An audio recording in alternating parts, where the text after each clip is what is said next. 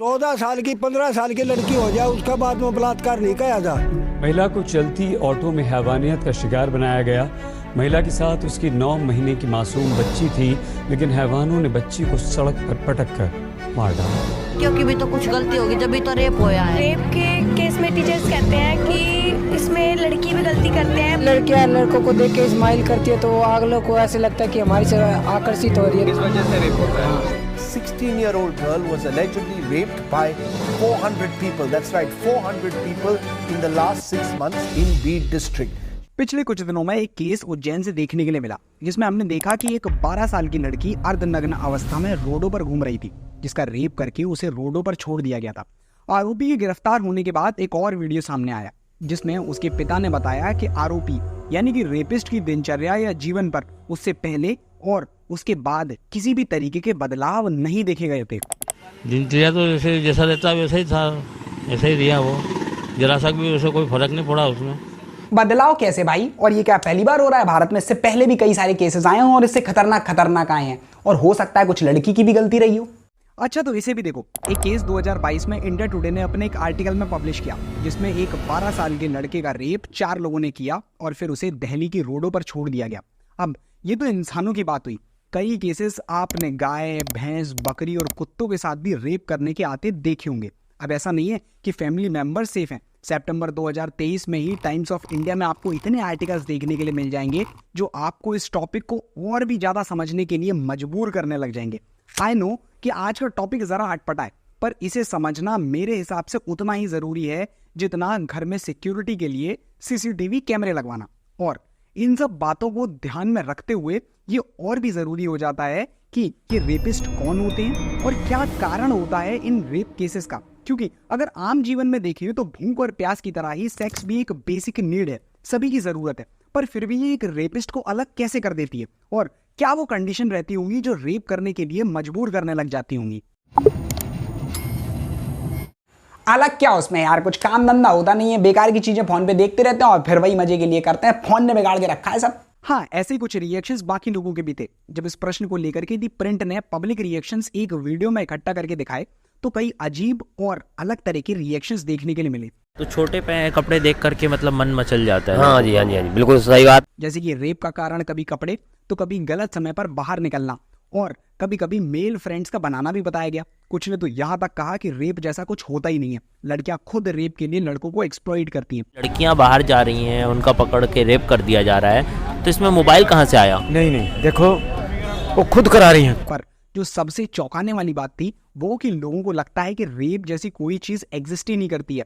भारत के इतिहास में छोटे कपड़ों और पोर्न साइट्स के चलन से पहले रेप जैसा कुछ था ही नहीं। पर जरा ध्यान दो तो समझ में आएगा कि रेपिस्ट सिर्फ एक साइकोलॉजी है जो आम लोगों को ही अलग बनाने लग जाती है, और ये पुराने समय से देखी जाती रही है। अगर हम इतिहास के किस्सों पर भी ध्यान दें तो रामायण से भी देवी अहिल्या और देवराज इंद्र का एक चर्चा बाहर आता है, जहां उन्होंने बिना अपनी सही आइडेंटिटी बताए और किसी कंसेंट के देवी अहिल्या के साथ रेप किया। ऐसा ही कुछ महाभारत में भी दिखता है, जहां द्रौपदी को भरी सभा में ह्यूमिलेट करने की या यूं कहें कि नियरली रेप करने की कोशिश की गई। अब ये वो कॉमन एग्जाम्पल्स हैं जिन्हें इंडिया में मोस्टली लोग जानते होंगे, पर इसके अलावा भी कई ऐसे केसेस आपको देखने को मिलेंगे जहां एंशिएंट हिस्ट्री में भी रेप और रेपिस्ट का जिक्र मिलता है। इवन ग्रीक और रोमन माइथोलॉजीज में भी इसका चर्चा किया गया है, जहां इसका इतिहास 900 BC यानी कि आज से 2900 साल पुराना बताया जाता है। इवन रेप केसेस के लिए बड़ी अजीब सी पनिशमेंट्स भी लिखी मिलेंगी, पर क्योंकि 1970 में रेप केसेस पब्लिक और मीडिया के बीच में एक चर्चा का विषय बनने लग गए, जिसकी वजह से हमारा ध्यान इसकी तरफ जाने लग गया। और 1972 में पहला रेप केस मथुरा से रजिस्टर हुआ, जिसमें 2 पुलिस वालों ने एक लड़की को देसाईगंज पुलिस स्टेशन में रेप किया। और तब से लेकर के आज की स्थिति ये है कि नेशनल क्राइम ब्रांच ब्यूरो की एक रिपोर्ट के हिसाब से 2021 में केवल राजस्थान के अंदर ही 6000 से ज्यादा केस रजिस्टर हुए। इसका मतलब ये तो साफ है कि इंटरनेट से पहले भी रेपिस्ट थे, और सलवार सूट, घाघरा चोली और साड़ी पहनने वाली महिलाएं भी एक ऑब्जेक्ट की तरह देखी जा रही थी। जिसका मतलब सवाल वही का वही है कि क्या आम लोगों से रेपिस्ट को अलग बनाने लग जाता है। चलो यार, मान ली तुम्हारी बात कि इतिहास से चला आ रहा है, बहुत पुराना भाई, आदमी थे औरत थी तो होता होगा ये सब, पर ये तो मानता ना कि ये सब मजे के लिए किया जाता, और क्या ही कारण होगा इसका। देखो, कोई भी रेप कभी सेक्सुअल प्लेजर के लिए नहीं किया जाता, क्योंकि प्लेजर सिर्फ एक कंसेंट का हिस्सा हो सकता है, ह्यूमिलेशन का नहीं। रेप सिर्फ किसी मानसिकता का संदेश देने के लिए होते हैं। फिर वो मेल डोमिनेंसी हो या वायलेंट बिहेवियर या फिर किसी पागलपन या मानसिक बीमारी की एक वजह। अब इस बात को अगर ढंग से समझें तो मेल डोमिनेंसी आपको आम लोगों में भी देखने के लिए मिल जाएगी, जहां वो अपने आप को अपनी फीमेल पार्टनर से बेहतर या सुपीरियर दिखाने की कोशिश करते हुए दिखाई पड़ेंगे, जिसकी वजह से कई सारे मैरिटल रेप्स भी आपको देखने को मिलेंगे। और जो डोमिनेंसी पर बिलीव नहीं करते हैं उन पर सोसाइटल प्रेशर क्रिएट होना शुरू हो जाता है, जो कई बार मेंटल हैरेसमेंट तक का रूप लेने लग जाता है। पर जब यह डोमिनेंसी धीरे धीरे बढ़ना शुरू होती है तो यही एक रेपिस्ट को जन्म देती है, और इसी कारण से 94% केसेस में रेप जनरली किसी फैमिली मेंबर या फिर किसी जान पहचान वाले के थ्रू ही किया जाता है, क्योंकि फैमिली या जान पहचान वाले की वीकनेसेस का फायदा उठाना और उस पर अपनी डोमिनेंसी शो करना बहुत ज्यादा आसान होने लग जाता है।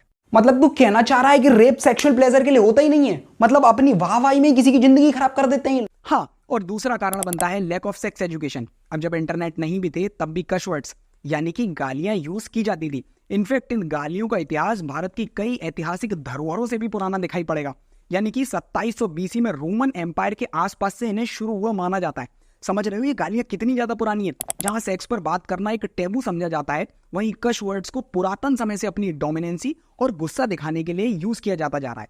ऐसे में जब उन शब्दों को समझने और नई चीजों को जानने में युवा वर्ग अपना समय देने लग जाता है, तब यही चीजें न केवल उनकी बॉडी में सेक्स हार्मोन को एक्साइट करती हैं, बल्कि उनके नेचर में एक वायलेंट बिहेवियर को भी पैदा करने लग जाती है। और आज के समय में तो ये और भी ज्यादा आसान हो गया है वेब सीरीज और पोर्न साइट्स की मदद से। अब यही कारण होता है कि कई रिसर्चर्स अपनी रिपोर्ट में बताते हैं कि रेपिस्ट रेप करने के बाद खुद को रेपिस्ट मानने से साफ इनकार कर देते हैं और इसे सिर्फ एक जबरदस्ती करने की कोशिश बताते हैं। साथ ही वो कुछ हद तक विक्टिम को भी इसका जिम्मेदार ठहराते हैं। अरे पर कोई उम्र भी तो चीज होती है यार, 3-4 साल की बच्चियों और जानवरों पे कैसी डोमिनेंसी? क्या ये हैवानियत नहीं है केवल? इसमें कोई शक नहीं है कि ये सिर्फ एक हैवानियत हो सकती है और इसे बिल्कुल भी सही नहीं समझा जा सकता। पर रेप से पहले तक वो रेपिस्ट भी एक आम लोगों में से ही एक था, जिसकी कई अलग अलग तरीके की मेंटेलिटी ने उसे ये करने के लिए मजबूर किया। और हो सकता है कि आगे चलकर के हमारे बीच में से ही एक रेपिस्ट निकलने वाला हो। इसी चीज को प्रूव करने के लिए हिंदुस्तान टाइम्स ने एक रिपोर्ट पब्लिश की, जिसे मधुमिता पांडे के द्वारा रेडी किया गया, जिसमें 2013 में उन्होंने 100 से भी ज्यादा रेपिस्ट का इंटरव्यू तिहाड़ जेल में उनके बीच में जाकर के लिया। उन्होंने बताया कि जिन्हें हम हैवान और एक राक्षस जैसा समझ रहे होते हैं, वो असल में ऑर्डिनरी लोगों जैसे ही होते हैं। बस उनकी सोच और उस समय पर आए उनके विचार उन्हें हमसे अलग करना शुरू कर देते हैं। उन्होंने ये भी बताया कि छोटी बच्चियों के रेप करने के पीछे कई कारण हो सकते हैं, जिसमें से कई बार वो बच्चियों की माँ के चरित्र को उनके साथ जोड़ करके देखने लग जाते हैं, तो कई बार उनके दिमाग में एक मर्द की जरूरतें किसी और चीज से काफी जरूरी होने लग जाती हैं। कई बार उनके दिमाग में इस तरीके के थॉट भी आते हैं कि मर्द की जरूरतों को कंट्रोल नहीं किया जा सकता, और ये मानसिकता उन्हें किसी भी चीज पर अपनी ताकत दिखाने के लिए मजबूर करने लग जाती है। और बायोलॉजिकल बिहेवियर के अकॉर्डिंग भी केवल इंसानों में ही नहीं बल्कि जानवरों में भी सेक्स को अपनी डोमिनेंसी दिखाने का एक तरीका माना जाता रहा है। और इस तरह की सोच कहीं बाहर से पनपना शुरू नहीं होती है, बल्कि हमारे परिवारों में ही डोमिनेंसी और इस मानसिकता का जन्म होना शुरू हो जाता है और हमारे ही बीच में से निकलता है एक रेपिस्ट। पर इस पर आपके क्या विचार हैं, जरूर शेयर करिएगा। जय हिंद, जय मां भारती।